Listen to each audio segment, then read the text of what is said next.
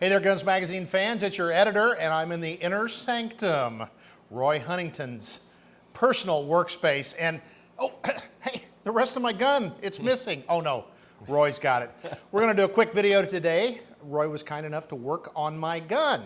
It's a Stevens 5100, and you can see the front stock. They're made of something called tenite, which is basically bowling ball material from the 1950s. Well, mine's looking really bad and ugly, so I bought a semi-inletted buttstock, and we had to get her fitted on there. And then I noticed the intermediate bead sight on the barrel was missing, and Roy asked about it, and I said, well, one problem at a time, but of course Roy had to fix that. So we're going to walk through that. But Roy, let's talk about the stock real quick. Semi-inletted, it mostly sort of kind of got onto the action, but it sort of kind of didn't. He said but stock, just in case you missed that. So Yeah. we did.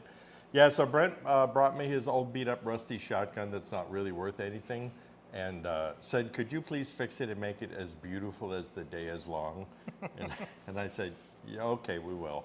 All right, so, but anyway, he was smart. He bought this semi-inletted stock, and what semi-inletted means is that if you could see these, like how it's all cut and CNC machined and everything, they do it up to a point to where it doesn't quite fit into the gun.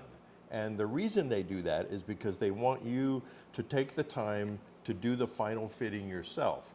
And sometimes, like this one was actually pretty easy, because what we ended up having to just drill a hole a little bit deeper in the bottom, and a couple of the shoulders in here had to be, you know, fit a little bit better. But this is really a job that's within the scope of, you know, I'd call them like an advanced hobbyist, you know. Yep. You don't need a lot of tools. I mean, really, the only tools we used was a regular electric drill and drill bits to drill the hole. And then I used a really, really sharp chisel, you know, to move some of the other stuff. And the most important ingredient, patience, which is what I'm sorely lacking, because I do have a Dremel tool, and I could have attacked this thing, but that never goes good. So, And remember, the Dremel tool is the gunsmith's best friend, because I repaired more damage from, because it's always like, Yep. You know, it's true. So, so that was easy. We did that. And then the other thing was when I noticed the little intermediary sight there was missing, because I'm prepared like a good Boy Scout, I have a stash of various sizes of these little bead sights. And so what we did was we just, you know, we chopped it or chucked it in the mill, lined everything up, dialed everything in, and then we were able to very carefully drill the correct size hole for the threads on this one, which I think were like 544. Yeah. A real kind of a unique, and of course I had the die and the tab that I needed, right? So, and the sight. And, So then, without moving the setup, we went ahead and set a tap up, and then I cut the threads into it, and I used a bottoming tap too, so we could get enough threads. And it was simple as that. Then clean it up, screw the sight in, bingo, we're done.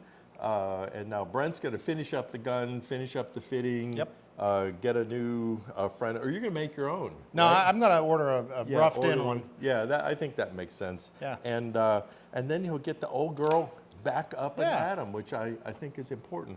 Which brings us to the real topic of today, and that is that it is harder and harder to find people who can do simple work like this. Yeah.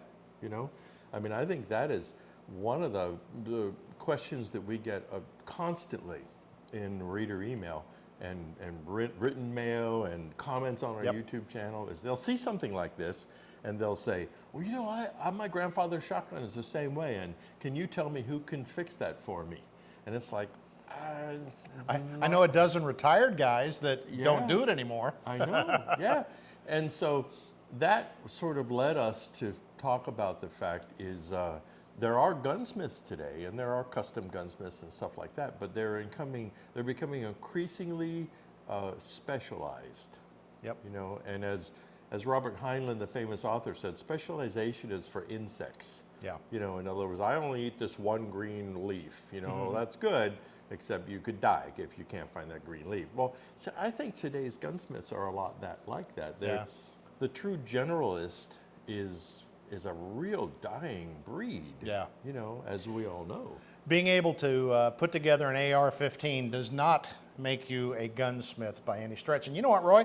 This sounds like a good podcast topic. Maybe we're going to have to tackle that. But right now, the Stevens 5100 that was my grandfather's, and if you've been on Guns Magazine the last couple of months, I've been doing a little series on the old guns in my gun locker, and this is one that obviously needed some TLC, and hopefully sometime soon it'll be out in the field and I can pester some quail. So thanks to Roy Huntington for taking the time to fix it for us, and make sure you stay tuned here on YouTube for more great videos from the guys here at Guns Magazine and FMG Publications.